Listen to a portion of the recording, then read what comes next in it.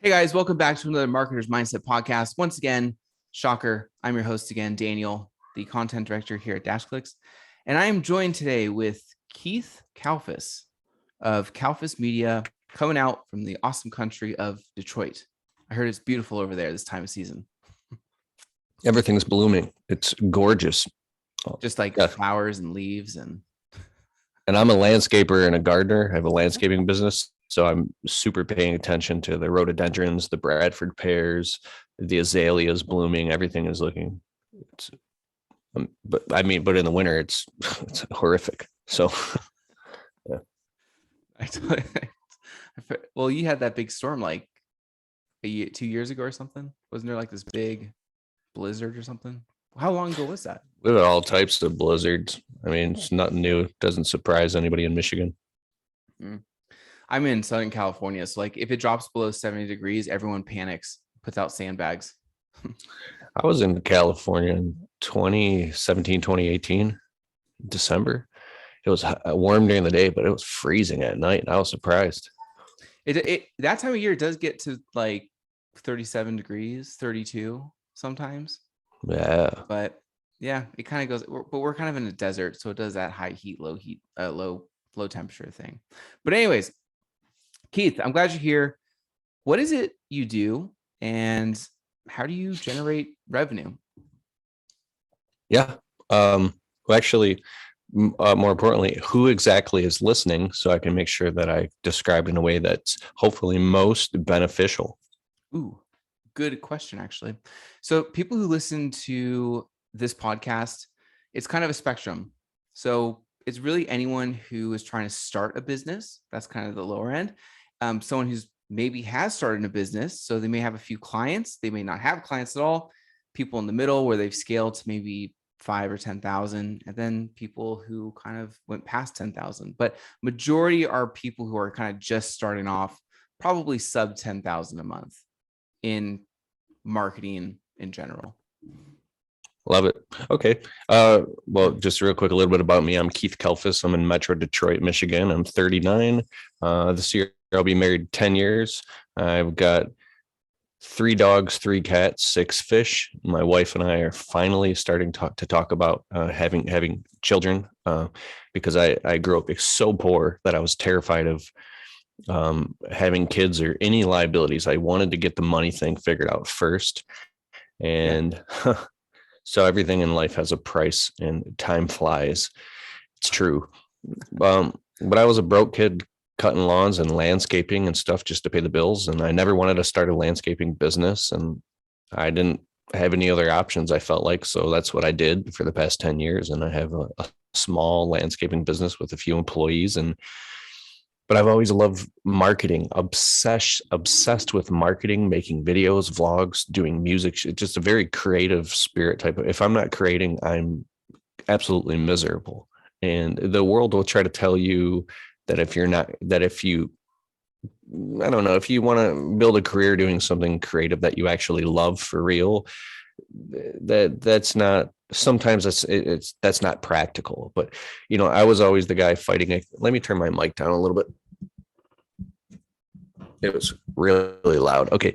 I was always the guy. It was like, I don't care what it takes or how bad or how long I have to suffer. I'm going to figure out how to make a living doing what I love, because there's no way in hell I'm going to end up like that guy who was 40, 50, 60, and just worked in a shop or behind a desk his whole life just so he could feed his family. That tough stuff pisses me off so bad that I'm willing to be called a selfish bastard in order to, because I just don't like the life of martyrdom, the life of like, where if you do something you hate your whole life and give your life away to take care of other people, then you're a good man. But if you are, I get very fired up. I have like 5 YouTube channels, but one of them we just hit 120,000 subscribers, and I go off on these crazy rants like I'm doing right now, and people seem to like it. Like other people think I'm schizo, but and I'm trying to compact this so I can give you as much value as possible in a short period of time, so you know where I'm coming from, and that I actually really do care. Like, I love people. My videos have helped start somewhere around 10,000 businesses,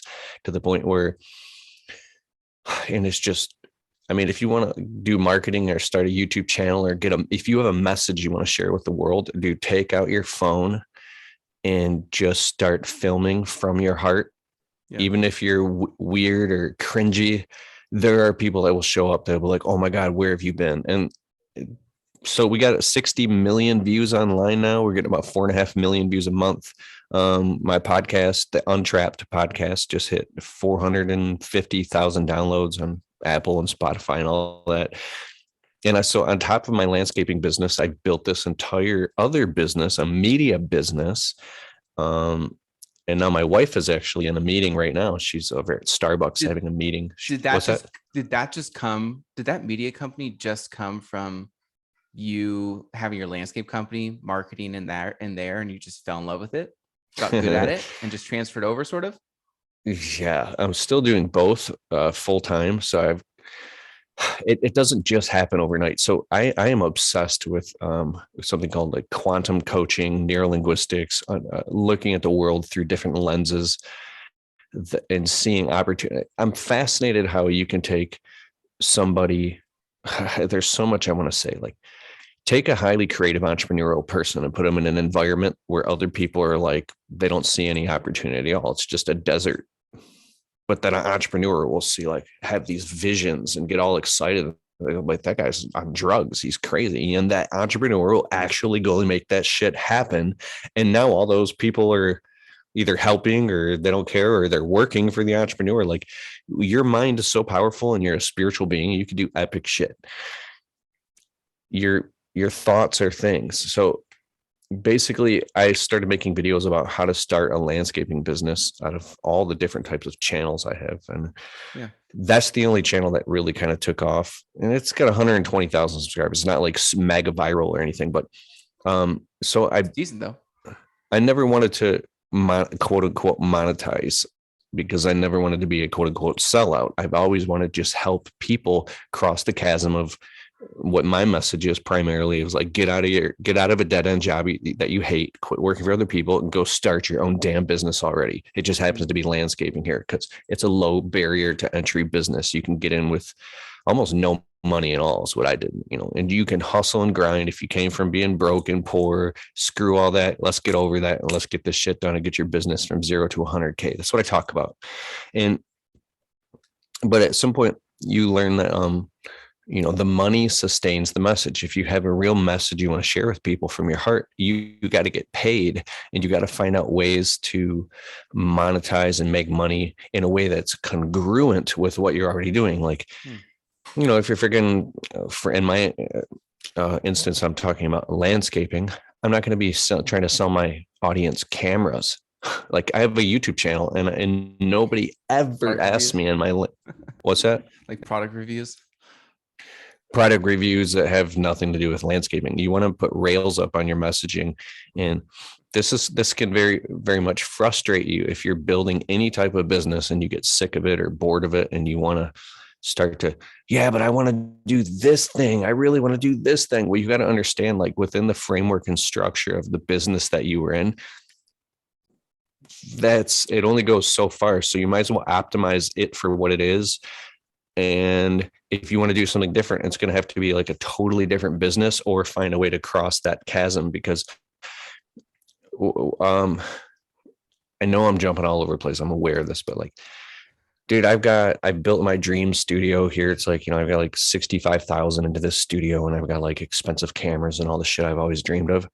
Amazing. Nobody in my landscaping audience, they're not audience, they're just people that I respect and I love and I care about, but nobody gives a shit. Nobody cares that you got like the new C200 Canon camera, this fancy microphone. They just come to your channel because they want to learn about landscaping. If you do tech reviews or whatever type of business you have, it's all about getting yourself out of the way. It's not about you, and it's all about them. You have a stage. This is like the best marketing advice I've ever gotten, and you'll hear this. But if you keep thinking about this year after year after year, when you go from egocentric, like me, and it's hard to not be egocentric when you need money really bad, or if you're like financially broke and you're struggling, but you can go into ethnocentric, which is we, us, like a team-based mind. And then excuse me, wrong too. World centric, as you're thinking about the world at large, and the cosmic centric is like the next level. What I mean is, if you have a stage, you can put yourself on that stage and be like, look at me, and put the spotlight on you. And you might be able to grow a business to, $100,000, and you can get some followers and stuff. But at the end of the day, nobody really cares about you. And it only goes so far. But you could put the product on your stage and make it all about your products. And then you can probably build, a multiple 6-figure business, because the focus is off of you and it's on a product that will actually serve the customer, whether it's a software as a service, or a software, like a physical product, or it's almost like production was most important. Messaging is second. Now it's like they just eliminated production. It's just like, just give me the deets. Yeah. Production. Right? I mean, give me the really details. Immediately. I don't think they're necessarily caring if like the sound quality is amazing or if the video is amazing, but it's a bonus when it is, I'd say. You got an interesting perspective on all of this. Like, you definitely have a deeper perspective than most people I've talked to. Very passionate in what you do. I can tell you're really drawn not just to marketing or business, and it seems like you do it very well, or a good job at it, but making sure other people that are doing it are successful too. When did you start doing all this? I mean, I don't know, forever, man. I found like I've taken like probably $30,000 to $40,000 in online courses. I've read 477 books now, most of them on Audible, like listening for every marketing business, to like getting around other entrepreneurs and people. So I don't know, my whole life, but I sucked forever. I think I'm like 39. It's only been maybe the past 2 years that I've started to achieve a little bit of success, and mostly because my head was so far up my ass for so long with my broke, poverty, victim-minded thinking of you can become addicted to your struggle, where you're trying so hard to fit a square peg into a round hole. Like you're trying to make something work that's not freaking working. Yeah. At some point you have to like let that shit go and go find help from people who are actually successful and say, you know what, the way I'm doing it isn't working. I give up on my idealizing shit. You just go and do shit that other people do that actually works. And then that will actually get you the resources, the traffic, the income, the systems that will give you the funding to do the shit that you actually want to do. So sometimes you got to do shit you don't want to do. You got to do what you got to do to get to where you got to get. You definitely do. If you want to move places it's like you're in love with the idea. You feel like you want to get to certain places. I want to get to a life where I can do pretty much whatever I want, have all the freedom I want. But when you look at the details on how to get there, you are going to have to do things that you don't want to do. And that might be consistent for a long time, possibly. I mean, you said you've been doing this for forever, and it's not until the past 2 or 3 years, you said, that is when you really seen correct me if I'm wrong, but it seems like the past 2 or 3 years is really when you've seen like the momentum just kick up. But you wouldn't have gotten there if you kept pushing and doing things, even when you had days where you're like, I don't really feel like doing this. Is that? Yeah, I was thinking about that just today. I mean, I've been uploading 2 to 3 videos a week nonstop since late 2013. If I'm sick, if I'm depressed, if I have a death in the family, if I am, it doesn't matter. Anything. The videos keep going up, and most of them suck, and some of them do very well. There's a lot of people online that think I'm weird and I'm a douchebag. And I'm just talking in terms of marketing. If you're doing like a personal brand and you're putting, some people don't like to put their face out there, and you can build an entire business where you're not the focal point of the business. It could be just your products, or it could be your blog, or it could be, like I said, your software or your service-based business. But whatever you do, if you understand that serving your customers at a high level and taking care of them, whether you're answering the phone or getting back to them quickly, if it's coaching, if you have some type of system that you can bring them through to get them a predictable result, and that where you're putting the value first, pricing accordingly, and then just focusing on hustling and cashing checks. And what I mean is, like, because you need cash flow to make the business go. Like my landscape business, I got three employees. So it's 2 employees. My wife is office manager. I've got like a bookkeeper, obviously, and then that's a just CPA, for your landscape company, virtual receptionist. So like 5 or 6 of us. And then in my media business, there's 24 of us total in the media business, but some of them are just like part-time, but I have like a team of 10 my virtual assistants that are working all the time, all over the world. And how many clients are you servicing then, if you have that size of a team? Well, it's a funny thing is the media business is pretty much hands off. I do private one-on-one coaching, like on Mondays. I've been doing that every Monday since 2015. I do deep dive intensive coaching over Zoom with people. If like you have a brand, or you want to take your personal brand to the next level, or you want to get on YouTube, I can do a full immersive coaching, but that's one-on-one stuff. I do public speaking. I would travel around the country speaking on stages, and that's just me and my videographer. And then we've done live events where people show up and we sell tickets, and we do like, 2-day transformational marketing workshop. But as far as clients, the media side of my business is on top of my YouTube channel. I have I have a distribution network, so I have an audience of people. We have segmented audiences. So we're working with 20 different brands. Like we're sponsored by Lowe's Home Improvement. We got Exmark mowers. We got Milwaukee Tool on and off. Stuff like that. I mean, we just did a commercial with this company called Jill's Office. I just got off the phone with my video guy like an hour ago, and he sent me the first draft of the video. It was crazy. But yeah, we filmed commercials, and I'm a jobber ambassador. So like I work with like 20 different brands, and then there's some stuff that I can't say but it's turned into this entire media business where what they're doing is they're buying media from me, and it's called influencer marketing. So I've turned my business into an agency, and the virtual assistants, I've hired most of them on Upwork.com. Like I have 5 different video editors. I have someone who specifically just creates content and is posting automated on Pinterest.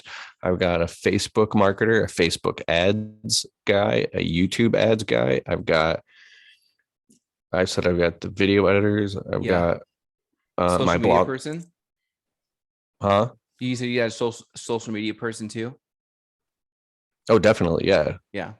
Videographers, people who, graphic designers, my writer, blog article writer. I've got my podcast producer who produces the whole podcast. It's completely on autopilot. Yeah. Just about 20 to 24 people. But the cool thing about that is I've built that business to be semi-automated, to where I have all these people helping me do stuff. They're just basically freelancers. And we run the whole thing on Monday.com. So we're like one of my, Monday.com is like, it's like Asana or Trello. It's like, so I was really, really frustrated, like about 9 months ago, because I had all this stuff going on. If I flip the camera around, I have what are called battle boards. You go to the dollar store and you take these white pieces of paper and take a bunch of different color sticky notes, and then you draw grids and lines, and everything that's in your head, you just vomit it all over the place on a whole, it will consume an entire wall in your house of all the different columns of things you got going on from Monday to Sunday to podcast day, what needs to be done in CRM, what I could just brain dump on you for an hour. But so I hired a consultant for like $150 an hour. And this consultant helped me brain dump everything out and get it onto a big CRM platform, and then plug in my team so we can see exactly what's going on, and then systematize the whole business. Whew, that took a ton of stress off. Now I can work in my media business, 10 to 12 focused hours per week and get the amount of shit done that would take somebody 50 hours of doing, because I know it's helped me identify what we call the one domino, where you hit that and it just knocks over all the other dominoes automatically. So we're been able to produce, build a 6-figure business. I just got my P&L statement a few hours ago for the last month, and we're doing about, I don't know, 26,000 a month in the media business. And the landscape business is like, I don't know. I don't know. I got to get the P&L statement. I might have just got it. It could be anywhere from 10 to 20,000 for the month. So what was the tipping point when you said, like, you've been doing this forever, and it wasn't like until a few years ago when it really took off? Like, what was the needle mover that just opened the floodgates? I think the needle mover is, if I could identify the needle movers, it's becoming friends with really successful people who already do what you want to do, who have figured the shit out, and who don't have the mental and emotional blocks, and don't listen to people around you who don't know what you're doing or don't understand what you're trying to do, that just have opinions, or they're negative, or they're just like, to try to just listen to people who have the fruit on the tree. I've become friends with and paid for coaching people that, have 7 and 8 figure businesses, and to get on a Zoom call with them from 1 to 3 hours straight and pay them to sit down and help me understand what's hiring consultants and coaches. It's getting a second set of eyes qualified, a second set of qualified eyeballs on you and on your business and what the hell you're doing, of people that can help you install little frameworks and systems and get clarity on what the hell you're trying to do, because there's unlimited fucking options of what you could. Like, the most important thing for me was to manage my personal time spent on social media. So when I get on, I don't consume content, so to speak, unless it's hyper specific content. But I definitely don't sit around consuming Instagram. If I do, I get like everybody here's probably sat on the toilet watching Instagram reels, like, and then you're like, what the hell? I just wasted 18 minutes. And you're like, I mean, I've been through all that shit, so I don't even tolerate that anymore. And but yeah, the needle movers are other people who are successful, who can help you, and it might cost you money. And you know what? Go cough up 500 or 1,000 or $1,500 to somebody to coach you. And people who pay attention. I charge people, it's like I charge $125 for a half an hour to coach other people, $250 for an hour, and then I have 5,000 for my camera shut off. There we go. It's 5 2-hour Zoom calls. So it's 10 solid concentrated hours for $5,000. And the amount of time and energy and focus, and sometimes I'll have an assistant with me, we will deep dive into your business and stuff like that, Yeah. I'm just kind of talking your head off. No. It's great, because, to be honest, like, you've answered a lot of my questions I was going to ask you. So you really just kind of have gone through a lot of things I was hoping to get out of you, or at least learn. And that's a common thing I hear a lot, which is you have to just immerse yourself into it. Immersion. Especially if you don't want to waste time with thinking about it for years. Because if you dip your toes every few months into some little thing, you might not see the results you want in the amount of time you're hoping if you're only getting little bits of information here and there versus just, if I'm going to commit to this, I need to cough up the money. I need to find someone who's already successful at this. I need to listen. I need to spend the time. If it's, if I get home from my day job, because let's just say I'm trying to transition, I get home from my day job at 5, I spend time with my family. And then once the kids go to bed, I spend 7 p.m. to, 12 a.m. like learning the necessary things I need to learn if I'm going to immerse myself and actually do this. Totally. And it's difficult. And it's sort of scary because you don't necessarily know. You're sort of taking a chance into the unknown, and it's almost like walking into a random room with no lights on. And as you learn, the lights slowly light the room up so you can kind of see what's going on. Totally. And so, that just saves you years of time just trying to figure it out. But it was interesting you were putting it that way. I had someone else say that to me. They're like, just find someone who's successful at it, be friends with them, spend the money. They'll just give you everything you need to know. It's sort of like, why build your own car when you can just go buy one? Yeah, there is some stuff that I thought I was motivated by money because I was always poor. And then when I finally started making what I consider for me, for my own life and standards, because good money to me is $1 million a week, right? Unlimited gobs of money, right? But when I'm talking being practical here, I would get really, really depressed when I finally started having chunks of money coming in, like 10, 15, $18,000 checks, and things that were making it so my bills are paid. I have zero debt. I could literally, just go buy a brand new truck or any camera I wanted. When I finally got to that point, I got incredibly depressed. And I've heard people talk about this stuff, and I was like, there's no way in hell I would never get depressed. I would be so happy. And dude, for me, I was really freaking depressed because I learned that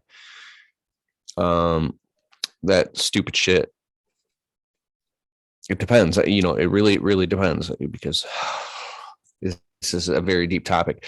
I believe there's certain emotional humps and hurdles and things, and it's quantum, like it's not linear, that you have to get over and get past in order to get to the next step. So if you go to try to do something somebody else is doing just because they're successful at it, or they're making money, or like you think, what I mean is you have to follow your heart and do your own unique thing. Like for me, a lot of my paths were these off-beaten paths that took longer, they were harder. I felt I had to go through, this sounds crazy, more suffering. I wasn't ready. And I've stuck to my guns on certain things in my life and on my journey so far that other people will be like, that's freaking crazy. Like, why don't you just go do this? And sticking to my guns, even though it's like, it sounds insane and determined, has really, really worked out for me in certain ways, because I knew deep down inside of my heart that I wanted to stay a certain path. And there were other people that were doing other things that seemed more lucrative, or it seemed like, man, I should just go do what that guy's doing. But every time I went and did something somebody else was doing, and it wasn't my own unique thing, and I did it just because it sounded like what they were doing would alleviate my suffering and I could go make money faster, it never worked out for me. Like something that works for somebody else, just because they're doing it right in front of you and they're telling you how they're doing it and they're telling you what to do, and they're saying that, well, because I'm doing this, you should freaking do it. And I'm telling you, the path, just do what I'm doing, and everything will be okay. That's their mission and mandate, and that's their journey, and that's what it's like. You can go do all the same exact shit that somebody else is doing. You might not even get the same results, or you might get better results, and you might end up miserable. And you thought, like, what I mean is, well, you're basing like your variables to be the same variables as their variables. So you're expecting the same outcome with this simplistic, oversimplified formula, which they're presenting to you. And you're saying, yes, in fact, your life, my life are equally the same. So if I apply your variables to what I'm trying to do, then I can get where you're at. And you don't, and there is a disconnect between my life is completely different than that person's life. So same variables will produce different outcomes. plus or minus, good or bad. And you really just have to stick onto your path and really understand your reals. And I think the worst thing is also, you watch these people on social media, and that really can like put you down, because no matter what, if you make 18,000 or 500 a month or 18 million a month, there's always someone making way more than you. And trust me, be careful what you wish for. You just might get it, and everything comes with the price. And I don't mean it's like a negative thing or you're selling your soul for money, but just from what I'm seeing here, more money, more problems. Like there's a lot of responsibility, like just dealing with workers' comp and payroll and insurance and constant. It's just nonstop administrivia. And of course, you would get to the point where you would hire people to do that. And then when you hire someone else, and you got to create more revenue to pay for that, it's just this nonstop. What I mean is, if you ever find yourself looking at somebody else and idealizing, thinking, if I only had what that guy had, I would be happier. That guy must be so happy because he just bought an RV and a boat and a camper and a house up north, and he's got a $5 million business and all these things. Like, you don't know what it's like to be that guy or in his shoes, or, it's weird. I've been thinking about this. Like sometimes I look at, I want to buy an RV, a camper, and a boat and all this shit. And I was like, well, you're going to have to deal with insuring that boat, lugging it around, dealing with the equipment and maintenance issues when it breaks. Could you literally just go for a walk in the park with somebody you love, or go take your dogs for a walk, or go sit by the water, and you could literally have the same level of experience just sitting by the water, eating some fucking grapes and reading your favorite book, or hanging out with some bros, or grilling some food. You don't need the $1 million thing. So be very careful. And I want you and everybody listen to do an audit of yourself and your emotions, and see what part of you is idealizing and thinking that something is going to make you happy, because it becomes an addiction. You can be totally free and happy and abundant right now with what you have. And I think that being happy with what you have is kind of like the secret, having peace in your heart and peace in your home, and being healthy and good point. Spending time with loved ones. It should be a definite priority, because you could find yourself, you can end up a millionaire one day and you missed your actual life. And you're like, see, isn't everybody are you proud of me now? And nobody gives a shit. When you see a Lamborghini at the red light, you could care less about the guy in the Lamborghini. No one cares. You're looking at the car, not the guy. Exactly. Do you think, I have a few more questions. Do you think that's what happened when you felt so depressed? Is this is just a thought, like you hit a certain income level that you were never thought you'd hit before, because you grew up in a subprime, I guess, financial. You're poor, man. Right. So when you hit these certain income levels, did you think maybe like your problems may have been solved, or your mood would have changed if you just made more money and have less problems to worry about, like with paying cars or, house payments or anything like that? Wait, I'm sorry. I got caught up in the emotions. Ask the question again. Oh, so do you think when you felt depressed, when you hit a certain income level, because you grew up basically poor, did you think maybe all the problems you had would go away if you hit a certain income level, and they didn't? I'm glad you asked that question, because it allows me to create a distinction here. Yes, making more money solved 80% of all my problems. They literally vanished and went away. Like there's this line. It's like, here's a line of you're not making ends meet, and then you're making ends meet. Everything below that line is suffering. A car breaks, your brakes need to be done in your car. Your life royally sucks if you don't have the money. If anything, some little tiny financial problem is literally a freaking nightmare. And being broke is the most expensive, time consuming thing ever. It's so stressful being broke. And then as soon as you go out of, like, let's just say if you made 20,000 more per year, and you were able to like get out of the little trailer 1-bedroom apartment into a 2-bedroom apartment, you were able to now afford a brand new lease that never broke down. So now you got some space to breathe. Now you can, like, you don't have to worry about like looking at the price of food. and you got a brand new car, you got space to breathe, you buy a brand new mattress that you can actually sleep on, that's cozy and comfy, and let's say now you can afford to take the entire weekends off, and only 20,000 more per year. I don't know, to some people, some people make 20 grand a day. Some people, 20,000 is a lot. I don't know. It's purely relative. But what I mean, it's just 20 more grand per year. For some people, it's 10 grand, just an extra $800 a month would change your whole freaking life. Yeah, that's what happened for me when I started my media business. Once I cracked like an extra 700-800 per month, 1,200 per month, and then I remember I did all the math. I was like, if I made just an extra $2,000 per month, oh my God, I would be financially free. It would solve all my problems. And the craziest thing, and it was like Parkinson's law is real. The more you make, the more you spend. And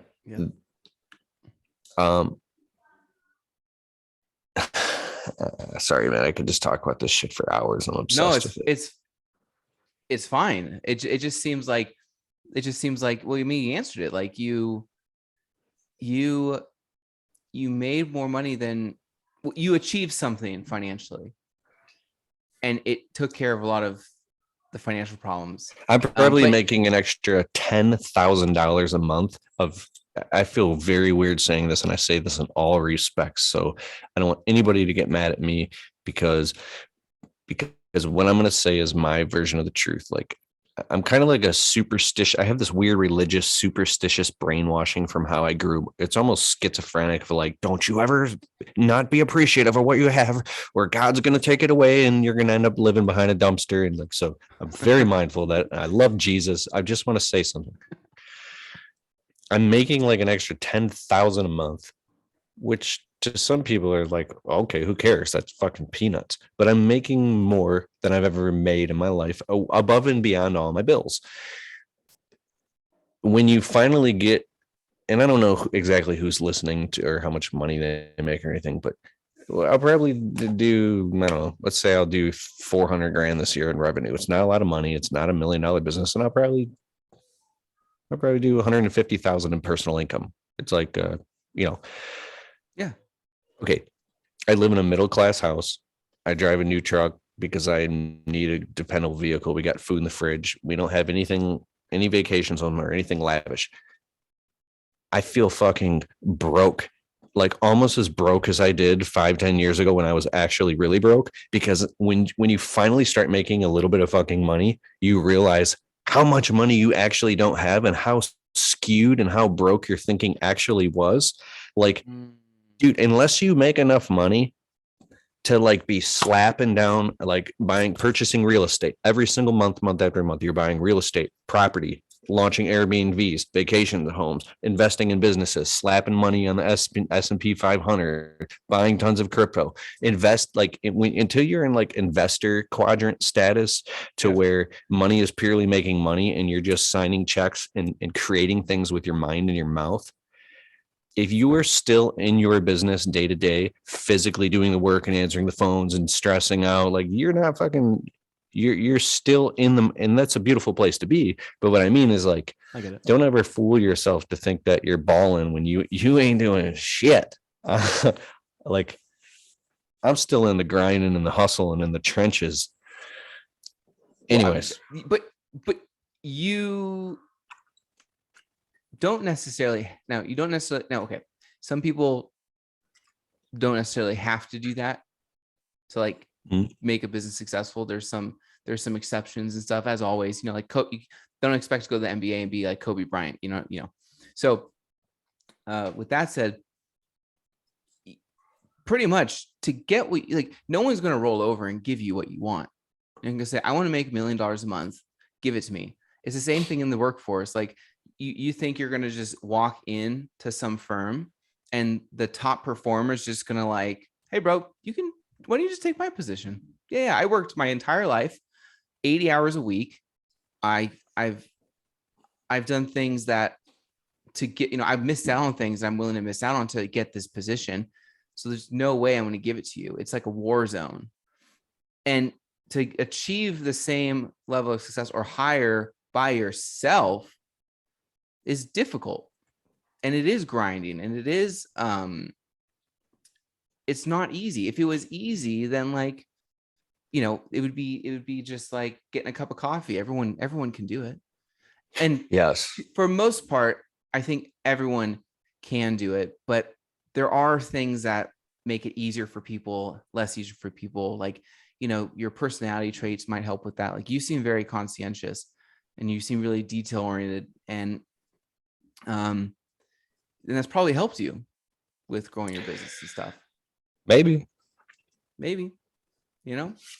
Listen, dude, Keith, I have one more question for you. And I'm like, I'm excited to ask because I know I'm going to get like a really awesome answer. So, like I said, people that listen to this podcast it's kind of a plethora, it's a spectrum. Majority are people who haven't really totally figured things out yet. And some are, but I'm going to stick with like the people who are just starting off. Maybe they're working a job and they're thinking about transitioning over to starting a side hustle. Or maybe they already did and they're trying to build something, or they have a few clients, or they hit like a ceiling. What's like your number one advice or two pieces of advice you could give to our listeners now that could help them save like years of wasted time? I think it's go with your gut. You're super conscious. There's a higher level of intelligence beyond facts and figures. And then the opposite, there is the reciprocal, is pay very close attention to facts and figures. It's like two different ends of the spectrum will make you holistically balance on the center. Get a bookkeeper, look at the data, analyze your traffic, and whatever you're doing, track everything. Data, spreadsheets, bookkeeper. If you're doing links, I use like Genius Link. You want to have tons and tons and tons of data and be analyzing that data every day, every week, at least every quarter, and making your decisions based off of data and not emotions, based off profit and loss statements. You want to make at first, if you're just getting started, you want to go generate as much activity and throw mud at the wall to see what sticks. But as soon as that mud starts sticking, you have capacity and you have demand. As soon as your capacity gets filled up with work or clients or whatever you got going on, now you're time bankrupt. You got to figure out how to replace yourself. And so you want to raise prices. As soon as you have more demand than you have capacity to do the work on that supply and demand curve, you instantly want to start looking at the marketplace and figuring out what percentage of what you do is commoditized versus artistic, or something that you can charge. How much can you charge legally, morally, ethically, and honestly? And then how can you duplicate and replicate that by raising prices, lowering costs, expanding, and also productizing and packaging your services, offering more value, increasing the frequency of value.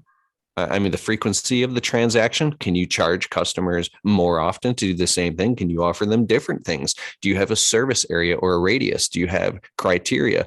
Are you selling to everybody or a specific avatar of people? What is your customer avatar?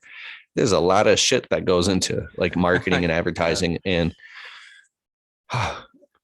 are you running ads? Are you splitting up organic versus, because you should not run to the same exact links? You should track all of your advertising as well, so you know the difference between what's organic and then what's paid, because you might just be pissing money away. You might not even have to advertise at all. You might create a customer referral engine with that. It's based off such good high quality communication that you blow up an entire business based off organic word of mouth marketing.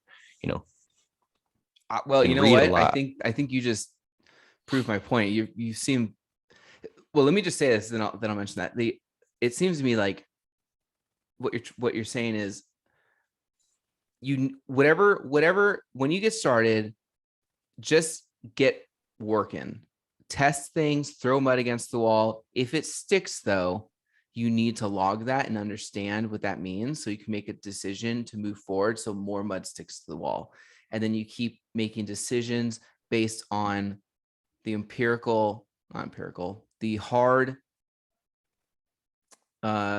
information shown in the data that you receive from what you're doing. So you know if you need to cut things out or not, and then you hit a point where you need to expand. And then from the information you have, data, let's say, you're able to understand what kind of moves you can make or is available to you. So my point at the end of that was you are very conscientious. You're detail oriented. You seem to take specifics into consideration, not just emotional things or vague things. You go, if I'm going to make a decision, it's going to be based on the facts. It's going to be based on data. So I know that I'm actually moving this company in the right direction. So start logging your stuff. Yes, track everything. Get everything up out of your head and onto the cloud as well. I have so many different folders in the cloud that I'm tracking. Like I have a different file for all of my insurance, for personal home insurance and my business insurance, completely separated. Don't commingle information or funds. I have separate bank accounts. I have 14 bank accounts. So bank accounts for each business has its own checking and savings and payroll accounts hooked up into, and they are all on their actual own payroll, and then savings accounts. And then you have personal. If you're married and you file joint with your spouse, then you have your own personal home expenses. And I could talk about that shit for hours. And the more organized you are, and is the more clarity that you can have. And like, how do you get that organized? Well, even if you don't have any money or you don't have any clients, build out the business. I think of it like ice cube trays. If you let water run in the sink in one ice cube little cell, it'll eventually fill up all the other cells until it spills down into the sink. That's your capacity. What I'm saying is create a whole bunch of cells and label them in different columns based off of priority and different, like, so you have a structure like a circuit board, and now you flow electricity through that, and now you can light up a computer and a whole workstation, and you can move a vehicle down the road, or a Tesla. Like, you've created capacity. Or if lightning strikes, it can set a tree on fire and burn down the freaking house because it's not contained. You have the river banks, and then the river that rushes through it, the masculine and the feminine. So what I mean is that if you are primarily a very energetic or feminine person, and you don't have you have a lot of flow, that's great. But if you don't have enough structure to balance that out, let's say you're a highly creative entrepreneurial person and you just want to create, and you have all these amazing ideas, and you're like, oh my God, I have $1 million idea, blah, blah. But if you don't understand that you're a visionary, right? But if you don't have the integrator side of the relationship to make that masculine, feminine, the yin yang, and you don't know how to create that inside of you, you got to go find a partner, somebody who is, so you have the visionary integrator relationship, the person who can create the articles of incorporation and manage the books and the finances and the CRM software, to have a freaking backbone of that business. Because enthusiasm is the carrier wave that packets of information ride on. Enthusiasm can take you very far, but it only goes so far. You need like an actual ship. I'm obsessed with this shit that will actually carry you and build the physical bridge to get the parade across. There has to be that whole other side. I used to be so excited and like almost to the point of like bipolar with my ideas. I would get these impulsive ideas, and I would go all day and I would make all these crazy videos and do all this shit. And it was like I was driving my wife and fucking insane. She's like, you have so much shit going on. But then I realized, like, I love having all types of different shit going on, but there was no structure. So I couldn't fucking finish anything that I started. So I started getting coaching and learning, like, there has to be a part of you that's what it's called a finisher. You don't dare start some shit unless you're going to finish it. You're not allowed to start something unless you finish it. Now you sound like my or mother. Plan to finish. But if you start something and you're working at it, so be very mindful. But what can happen is you can get so good at being a finisher, and you're so focused and goal oriented, that you lose all of your creative side. And now you become depressed because that impulsive, fun, energetic, maybe feminine, I'm talking about energy here, it has nothing to do with like man or woman. It's just, I'm into like coaching and stuff. And I have a friend that taught me these different modalities of ways to describe things. What happens if you lose too much of that feminine flow, and you're just way too structured and you're way too analytical? It just robs all of the life and creative juice and energy out of it. And it's like having like a garden and it's all just green, but there's no flowers, right? So it's the funny, comical things, of the impulsive things like, I got an idea, let's go out to dinner, or let's do this, and like crazy shit. That's what brings the life to the party and to the business and to the atmosphere. If you had a core, if you had, let's say you had 20 employees and there was no company parties, there was no like Friday, everybody shows up to work and you're like, guess what, everybody's getting paid for the full day. And then the balloons come out and then like everybody's getting paid and everybody's gets to go home at noon. You're getting paid for a full day. Here's gift cards to Amazon and the pizza's on the way. And this is a big party. And like, everybody's like playing games and playing ping pong. And there's the kazoos and the hats and then they're like happy as shit. They're like, that was crazy. I love working here. It's like, sounds amazing. So what type of person would have to create some type of environment like that? And it would have to be in an abundant environment. So think about the owner of an entrepreneur of a business like that, who does those type of cool, wacky, awesome things for their employees and for their workspace. So versus a really rigid, money hungry, money grubbing asshole who just cares about making more money. Who wants to work for somebody like that? So what I'm talking about is you're getting out of the egocentric and saying, what type of environment, you create an environment to have happen what you want to have happen, but it happens automatically. If you pick up the phone when your customers call or your secretary picks up the phone, it's like, you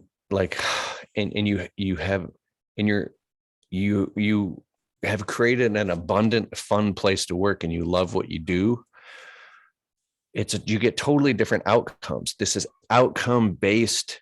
Start designing your life and your business around shit that makes you happy or how you want it to look, and let enthusiasm be the carrier wave. You'll get totally different results based off of like, I'm just struggling to make ends meet. There's way too much abundance out here, too much opportunity. There's way too many different ways to make money for you to be stuck doing some shit that you hate. So find a way. I'm just going to shut up now. I'm preaching. No, dude, that was all good. That was all amazing information. Yeah. But no, you're right. I mean, to finish that thought for you, like there's so many different things you can be doing. There's so many different opportunities. So, it's still, some might be easier than others to earn money online, not just online anyways, but you still just have to kind of put your mind to it. And there's a ton of available options for you to pursue. And I think that opens the door to not only is there more things to pursue, but if there's more things to pursue, there's probably more opportunity that what there is available to pursue is probably something that you really like, which wasn't available before. Mm-hmm. So if you are a singer and,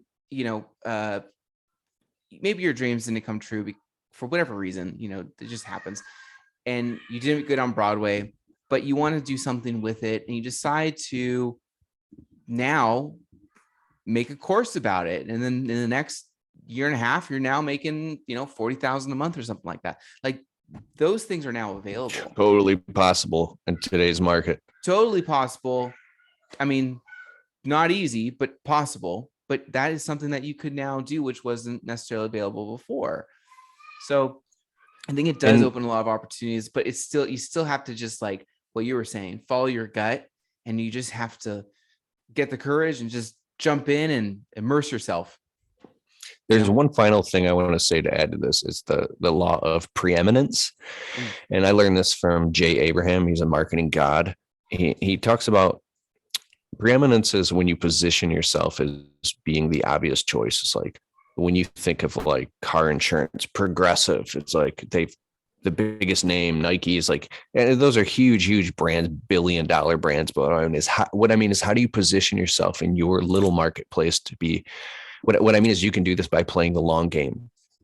If you're a dabbler and you get in and out of shit, you don't take enough time to really build a strong foundation and have roots to where people in your marketplace know that you ain't going nowhere. So, I mean, if you've been doing a thing, you're an expert. I don't care if you're a guitar or piano or vocal teacher or whatever you do. If you've been doing that shit for 5, 6, 7, 8, 9 years, people know online when they come back, they're like, that guy ain't going nowhere. He's been, so what I mean is you get better and better and better and better at your craft, your marketing, your website, your videos get better, and your messaging gets better. And it gets to the point where you've got like, maybe you sell online courses or coaching or consulting, or you even have a landscaping business.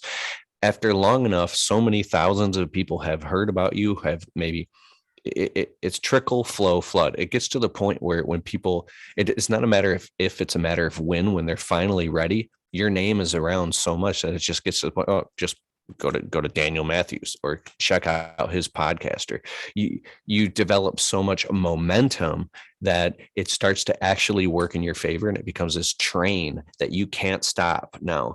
And so it's like, be careful what you start or what you get into.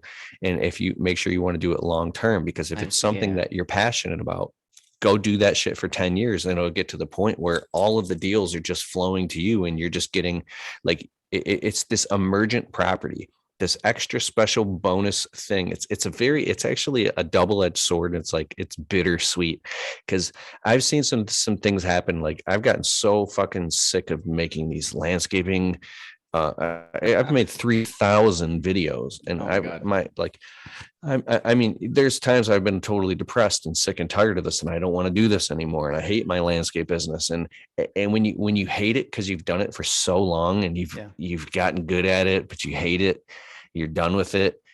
At first, this weird bittersweet thing happens that now people are calling me to speak on stages, and I'm getting paid $3,000 to $5,000 to go speak for an hour and get flown out to go speak somewhere. I'm getting paid thousands of dollars to do a commercial, or these brand deals are falling in my lap. Or it's almost like, hey, I know you've been doing this for so long that now you're totally sick of it. So we'll finally give you the present that you wanted 10 years ago. Well, you're the obvious choice because you've been doing it for so long. They don't have to think about it. It's the credibility of your followers, the videos, the quality, the content, the messaging, the things you've done, the social proof, blah, blah, blah, blah. And they're like, so if you just get started in something and you're instantly getting accolades and it's like shit's just landing in your lap, I would get really paranoid and leery of that, and don't trust that. Like, don't trust the good day. Don't get excited when there's really, really good days. My friend, actually, Lawn Care Nut, told me this. He's got like 400,000 subscribers on YouTube. He's a very successful guy. He goes, don't get depressed and too down on the bad days, and don't get overly excited on the good days. Consistent, right in the middle. Just have no emotion. Just be right in the middle, always. When something blows up and breaks down, or I had to cancel a live event. It was at the end of February. It cost me $4,000 out of pocket. It just wasn't resonating. It wasn't working. I mean, I had it, and that was loud. I had to pull the plug on this event before. It was either going to cost me $3,600 to $4,000, or it was going to cost me like $20,000 out of pocket, and it would have been a massive failure. So I avoided a train wreck. I averted it. I pulled the plug, shut off all the ads, wound the whole thing down, and I changed directions. And I woke up the next morning. It was a decision I knew I had to make to pull the plug on this project. I was like feeling up this rocket ship trying to. And the next morning I woke up, the birds were chirping. Nobody gave a shit that I had canceled the event. I refunded people's money. Some people I had to actually pay for like their plane tickets. So, I mean, I was paying out of pocket. Like, if you ever throw a live event, be very careful with what you're doing. And I've thrown successful ones, but this one failed. And it was like, but when I woke up the next morning, I realized that as long as I was cool with it, nobody cared. Nobody even noticed. No one cared.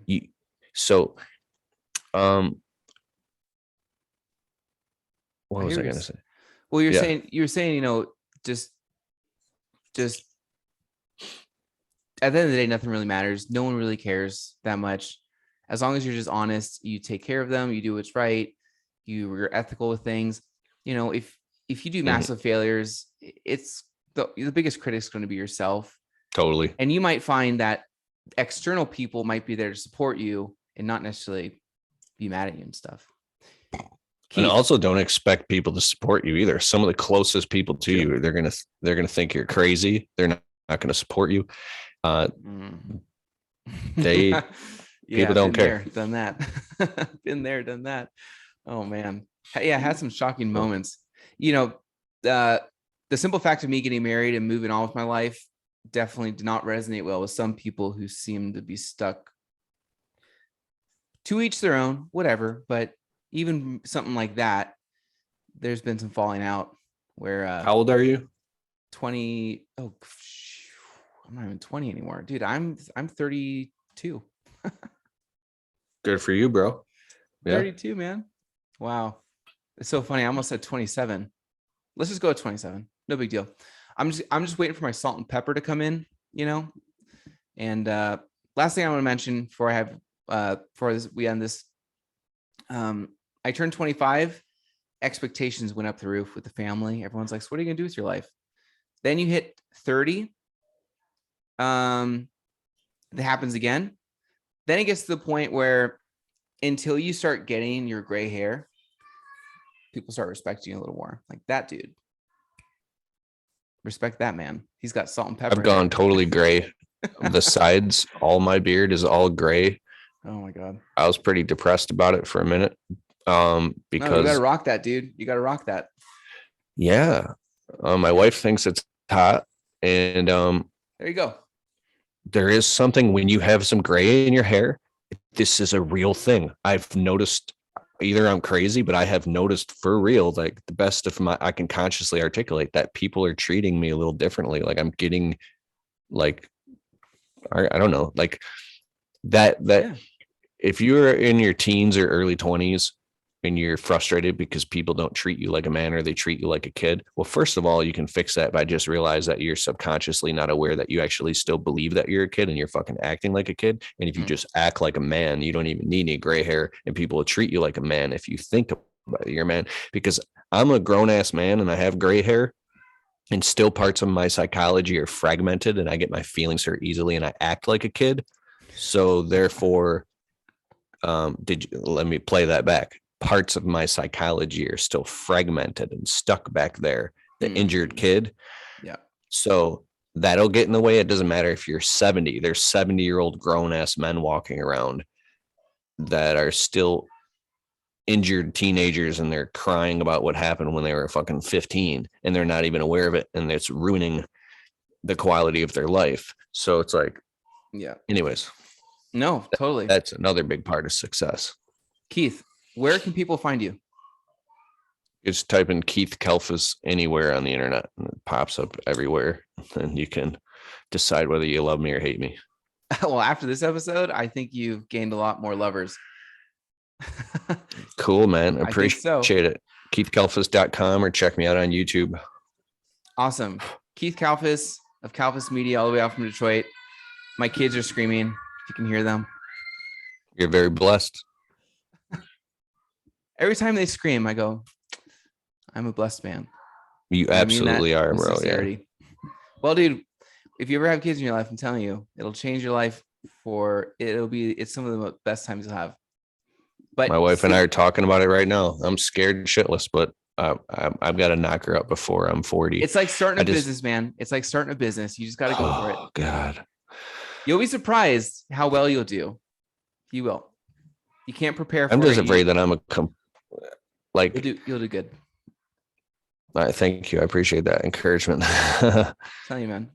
I'm just so selfish, bro. I love that little bit of free time that I get, but I think I'm going to love my kids so much that it's going to change and reorient all my goals and everything. And it'll probably take my life to the next level. So.